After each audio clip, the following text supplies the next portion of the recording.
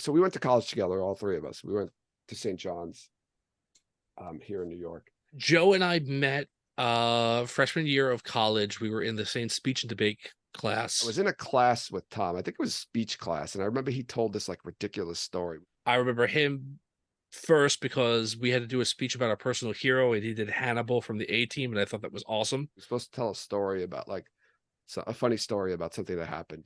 I think he liked. We had to do an extemporaneous story. I told a story about how I had to hide out of my friend's window to not get caught doing something. I think he thought that was interesting. He told this ridiculous story about like, I don't remember, his friend almost falling out the window. It was all bullshit. He made the whole story up. We didn't become friends until our sophomore year. And I just knew him from that. Like, we never really had a conversation. I became friends with two groups of people, and then I found out they were friends with each other, and they were all friends with Joe. I had other friends, and I went to go visit. Two of them worked together in the mall, and I went to go visit them, and Tom was there. And they like became friends with Tom because they worked with him. And I was like, I know you from speech class. And they're like, oh, yeah. You know, so like we became friends that way because he worked with a couple of other friends of mine. Jen auditioned for the theater group that I was in. She's a year younger than me. So when her freshman year, my sophomore year, she came in, she auditioned, and we were like, oh, she's like really awesome. We were in a play together.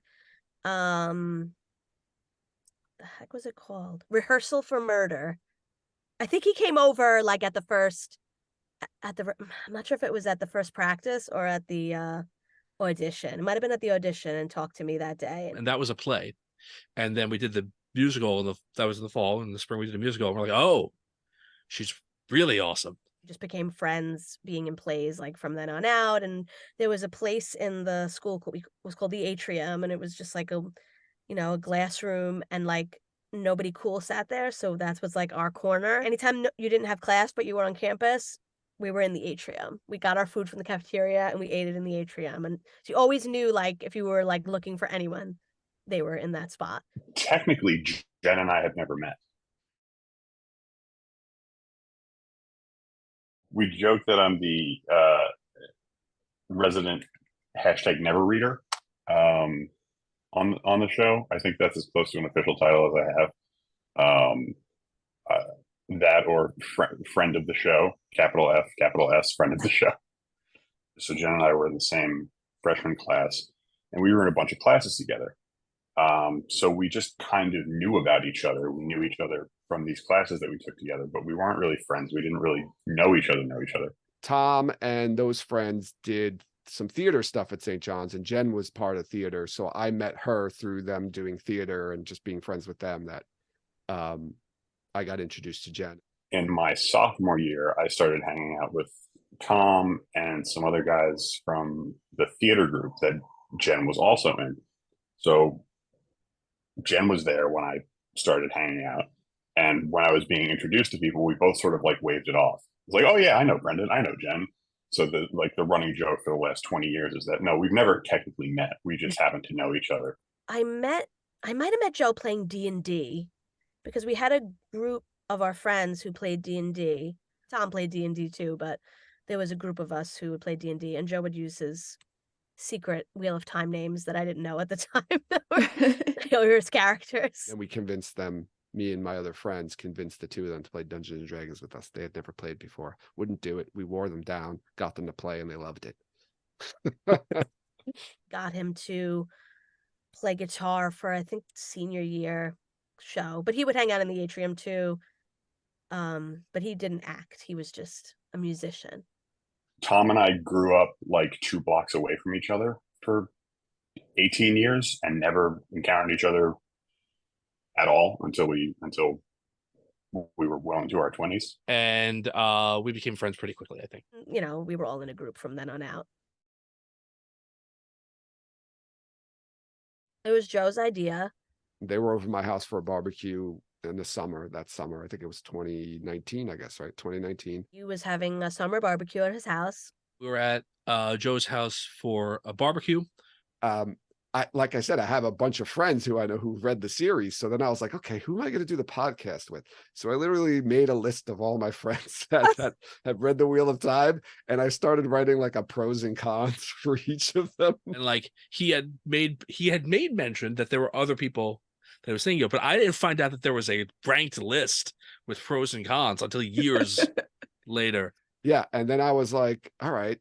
And I went through the list and I was like, okay, let me try Jen. Let me try Jen and Tom first. And we were all there, and he was like, "Do you guys want to do a podcast about Wheel of Time?" And I was like, "Yeah, all right." I don't know. He had been And he's like, "Hey, you want to do a podcast?" I was like, "Yeah." listening to Watch Spoilers, so he was like, "I want to do this."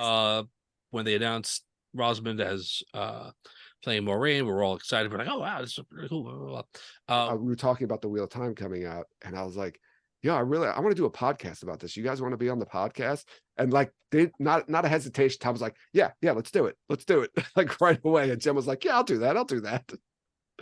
I had been bouncing around the idea of doing a podcast with Brendan for a while, except he was like, no, every one of your ideas are bad. Oh, I mean, Tom asked me. I didn't take a lot of convincing. Because I wanted to do a podcast that was like,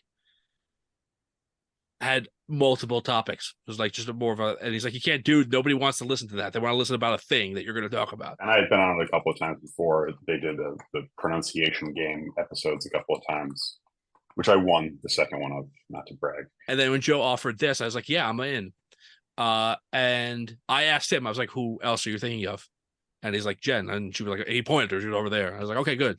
Like, yeah, all right. And me and Tom were just like, if you do everything and we just show up and talk, like, yeah, we'll do it. Yes, because they wanted the perspective of someone who hasn't read the books. And Tom asked, and I said, yeah, sure.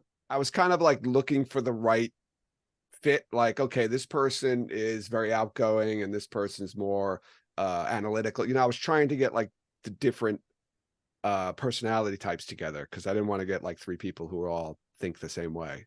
I really want to see that list. I know who some of the other people were.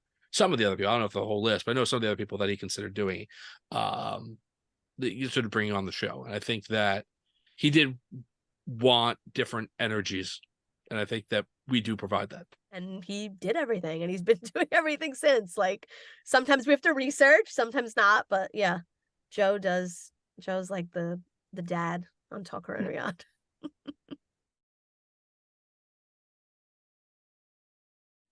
Joe is not my co-host. Joe is the host of the show, and Jen and I are the co-hosts. And like the way he handles everything. Like, he researches everything. I don't know how he has time, but he's like working always on this podcast. Does the lion's share of the work. And I think it's tremendous. He always has to be prepared. When Jen and I, if we weren't prepared, we could probably get away with it. It's like editing, posting, learning new things, like how to, like when we were on that first YouTube episode, he was just like, are we on? I don't even know how anybody does this. This is crazy. And now he's just like, oh, I'm on here, and he figured everything out. Like, someone had to learn how to do all that stuff, and someone had to be invested enough to do all that stuff. And that's him. Like, I used to be on Discord on my phone because we couldn't. Now he's like, oh, I'm running us all through Talk Around. Like, he's always looking for like something to make the podcast better. I give him all the credit in the world, because if he didn't, or if he couldn't, it wouldn't get done. He shares a screen and I'm like, what are you doing? Like, this is insane, the amount of notes you have. I'm like at work typing in like Microsoft Word, and I have like 6 bullet points. And I'm like, okay, I'm ready. Let's go. Joe's got like the history of Randland in like 6 parts. I'm like, okay. And he does all of the tech work on the show. All of it. Like, I do nothing. I don't know how to do any of that stuff. I know how to record a file and send it to him. That's it. Joe is probably the most universally liked person I've ever met. Like, if somebody told me they didn't like Joe, I wouldn't believe them. And if they insisted that they didn't like Joe, I'd probably just stop talking to them. Very easy to get along with. He doesn't have like, he doesn't get mad a lot. So I can't even remember an argument I ever had with him. Honest to God, I can't think of anything about Joe that annoys me. And I know that sounds ridiculous. I don't know. God, that seems terrible. I can't think of one bad thing about him. He's perfect. Joe doesn't listen all the time. I don't know. Maybe he spends too much time on the podcast. That's what his wife would say, probably. This is like an annoying thing that isn't an annoying thing. Like he's maybe a little too sure of himself. Like I don't know how he does it. Like he never seems unsure of his opinions or the correctness of his position on anything. I don't know. I'm gonna have to think about that one and message you guys. All right. Yeah, Okay. next time Let he us know. annoys me, I'll be like, I got it. I mean, if anything, that's the annoying part. Right. That's Exactly. the annoying thing about Joe is that there's nothing annoying about it. Immediately he's gonna be like, Jen sucks. So let me tell you 10 reasons why.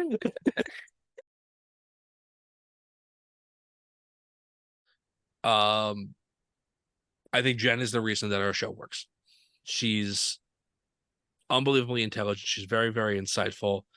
She has a unique dynamic with the both of us, right? That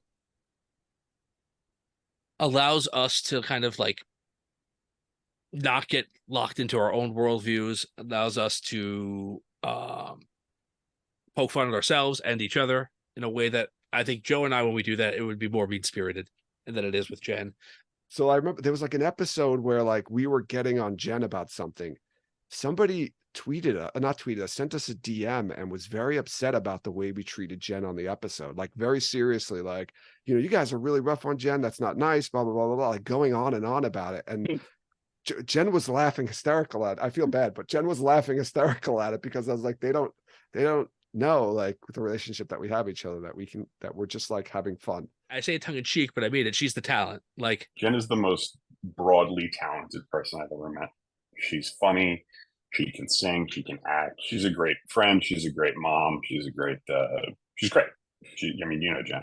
I think that I could be replaced on the show. And I don't mean that like facetiously. I don't mean that with false humility.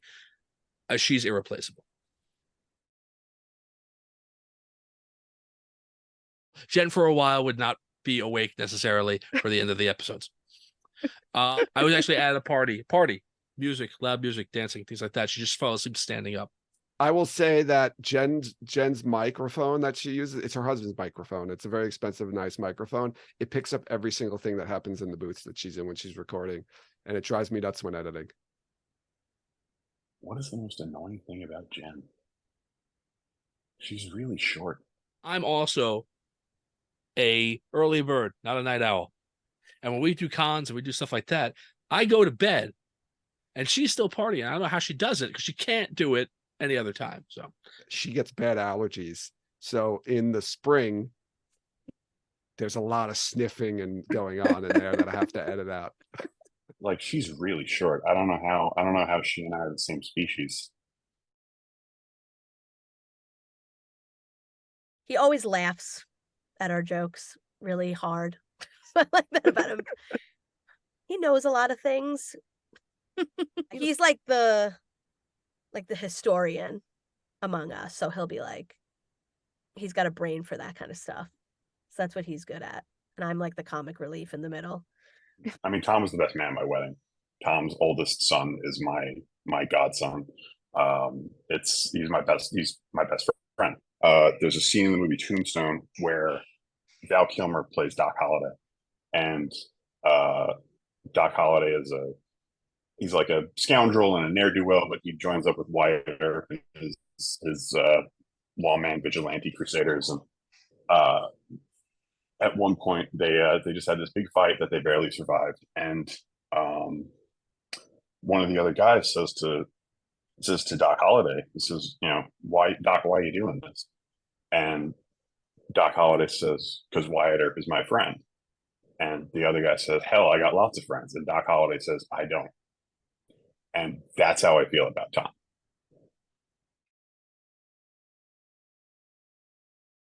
I don't know. Maybe Tom talks too much sometimes. He knows that too. We've all told him that before. It's not a surprise to him. Tom's stubborn. I'll leave it at that. He's stubborn about things.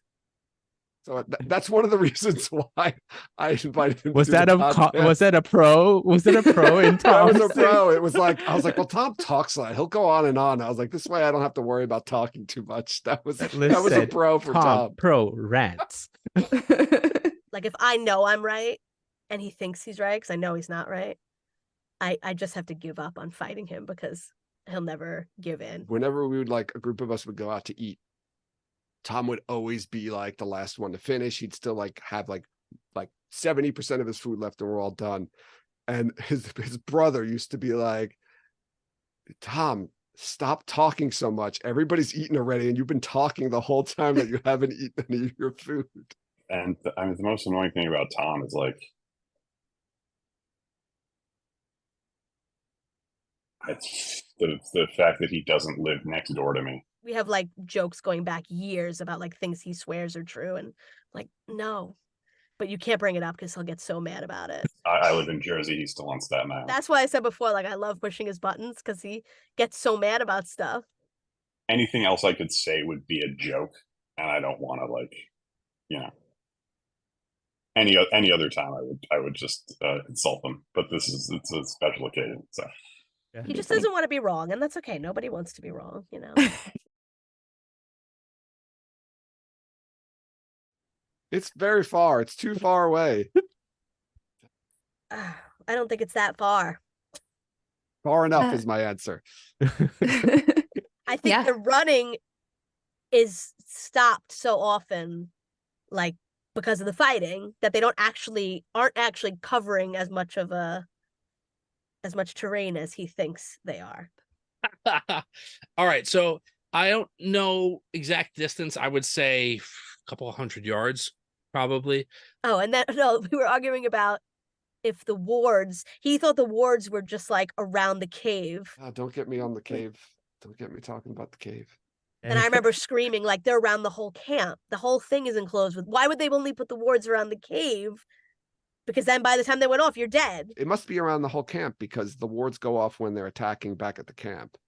There's just a cave in the center, the camps of the Aes Sedai surrounding it. They're not in one camp. Joe doesn't get this, but it's like they don't like each other. Like the Reds are over here, the Blues and the Greens are over there. They're like surrounding. The cave is in the middle. They're protecting the outskirts. This group of people come in, like in between where they are, and chaos ensues. My question is just so like, why is he in the cave? And what happens tomorrow night when you're not near a cave? What do you do with Logain? It's not a well set up camp, but I think that season 1 talks a lot about how the Aes Sedai think that they know what is best, but don't actually know what's best. And the warders weren't there. Why weren't the warders there with their Aes Sedai? It doesn't make any sense. Sorry. That's And, the worst thing about Joe.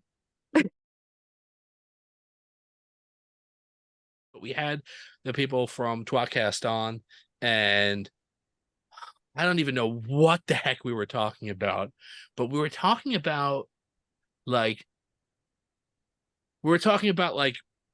I think like Maureen was in her room at the Wine Spring Inn, and then all these Trollocs came and she had to like just run out, but she was like fully dressed or whatever.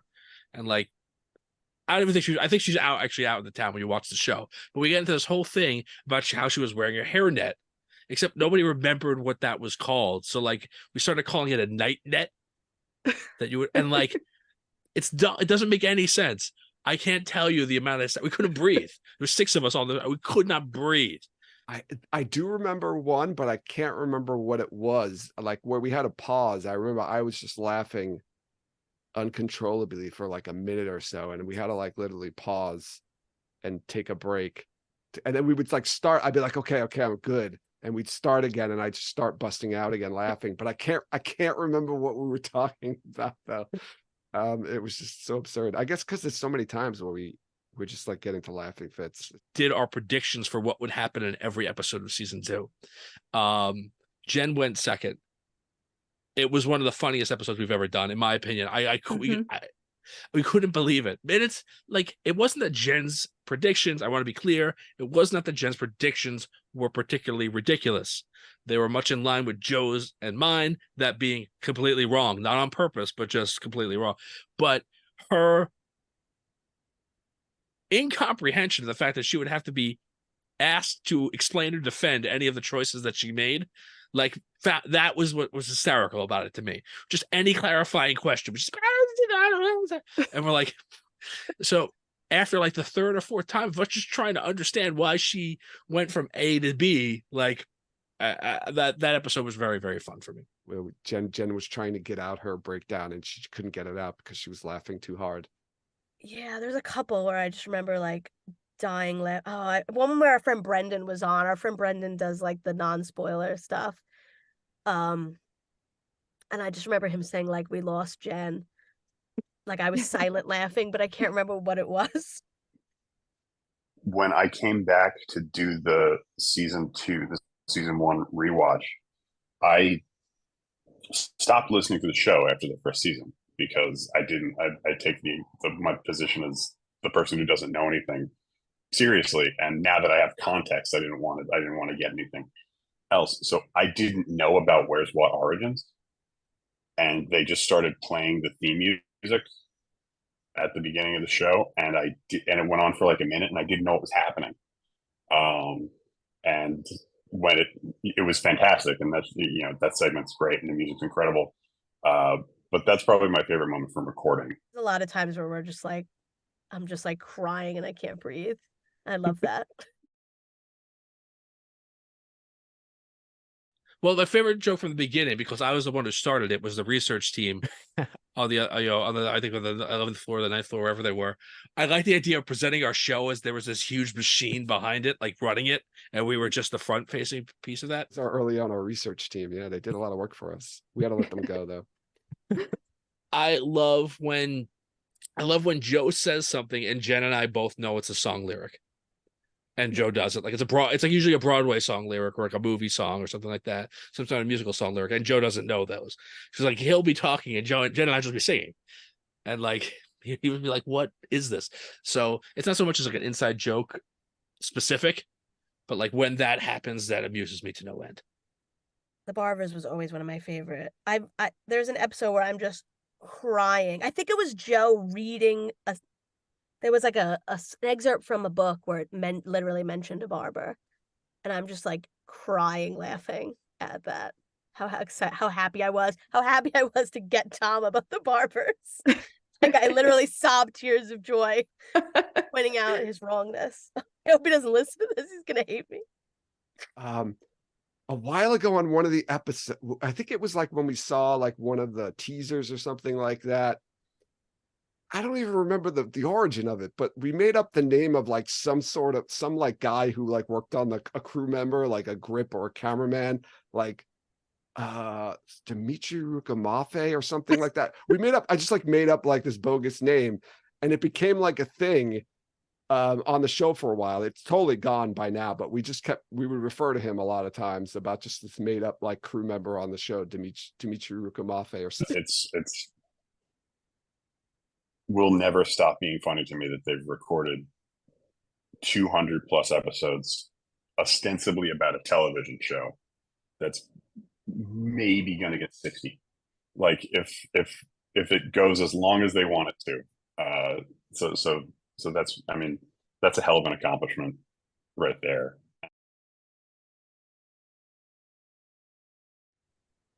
I made mention before about how like we as creators will just like be there for each other and like, hey, your questions are about. So I've known Joe to do this time and again, like, hey, this is how I do this is how I get this to work, this is how this works for me, like structure wise, for like how do you do a podcast, how do you edit, how do you get it very helpful to other people as far as like the technical stuff. So he's always willing to give suggestions. Like at WaCon, he's always like helping run the tech, and so he's always very helpful and like willing to offer up his time and his like knowledge to help other people get started. I think that Joe in particular like really gives of himself, gives of his time to like help other people out. I mean, you talk about it and doing that, like he talked about him doing that at WaCon, like that's what he likes, to like work and see the fruit of that work, see people enjoy that.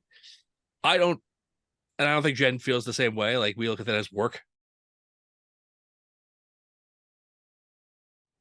Jen's been really great with the hen news, and she's been like really into it in like the fact that she like engages a lot with Juliet, and like I know Juliet posts a lot about like the fresh start for hens and all those hen rescues, and Jen makes sure to like always retweet them, and try to push people to sign up and rescue hens. We're still trying to get somebody to actually rescue a hen and then send us a picture. We keep telling people, like, send us a picture if you rescue a hen with your hen.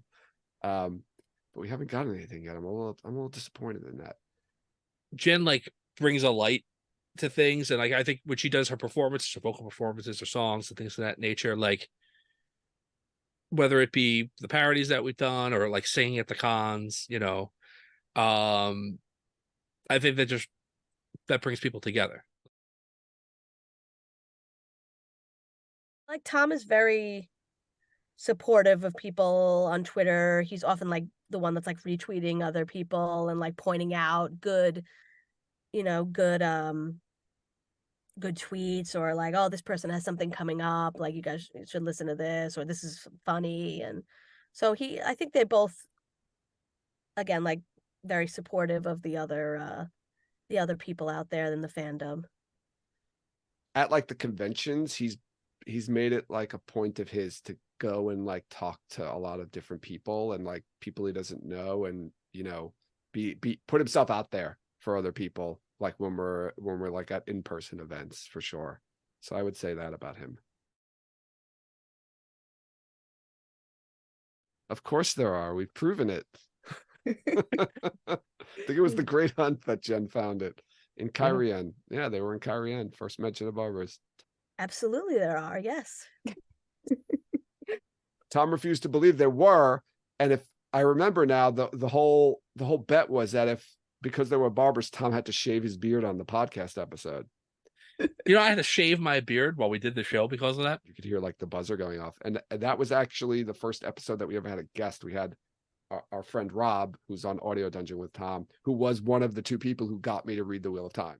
Like, it was not enough that Jen found like that there were barbers in the foregate or whatever, but the fact that on the show, like, they go see a barber like immediately, I was like, God damn it. So yeah, Tom had to shave his beard on Mike.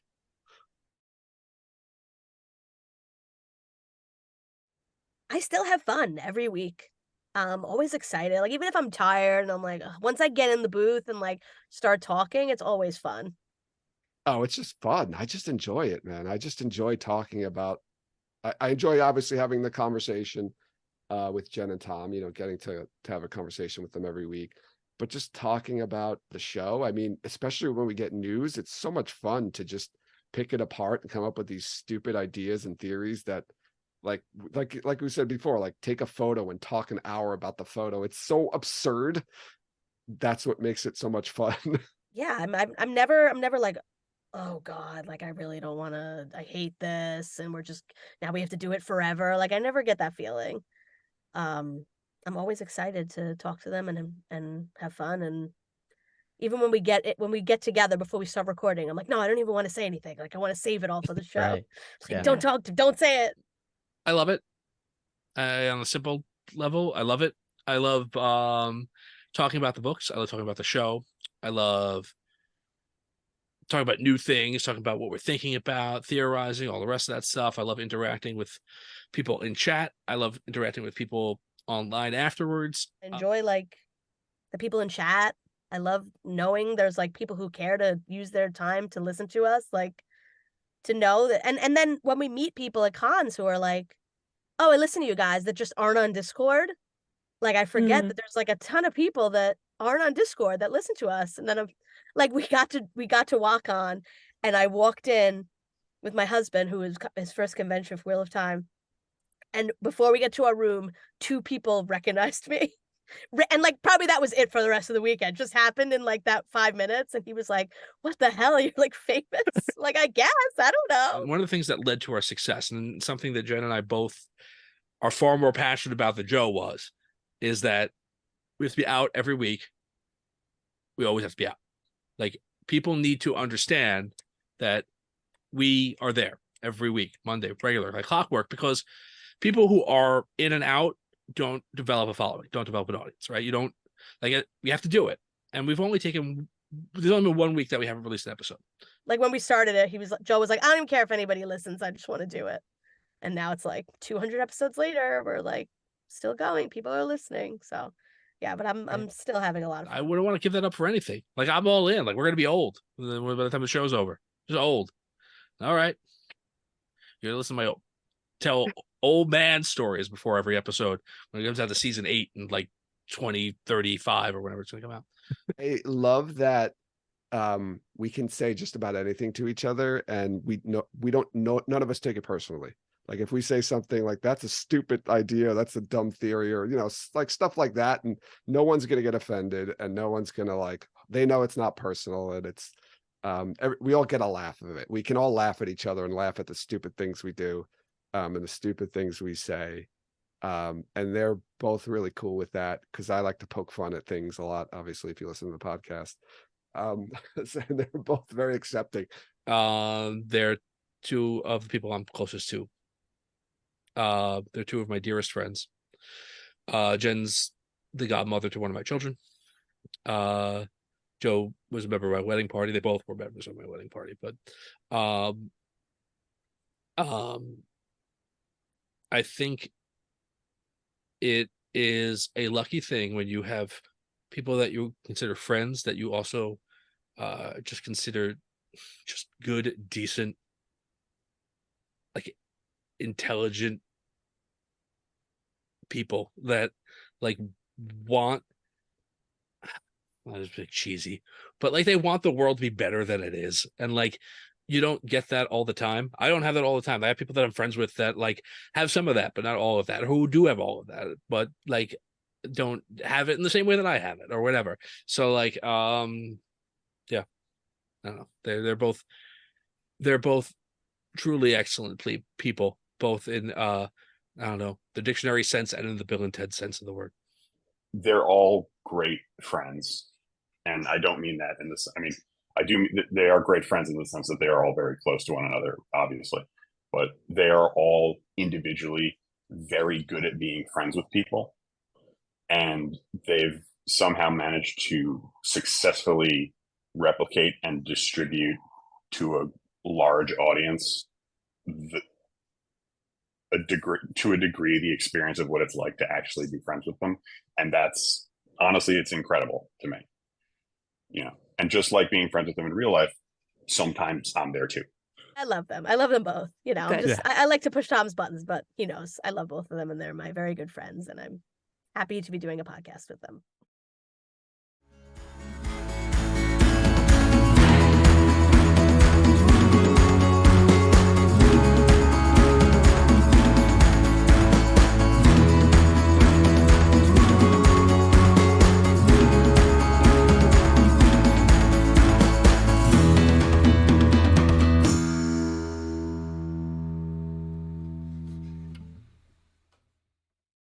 So wait, so did you recorded questions with Jen that weren't released on the episode? Is that what it is?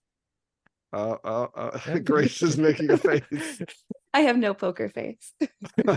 Okay, cool. I like All this. right. You guys are awesome.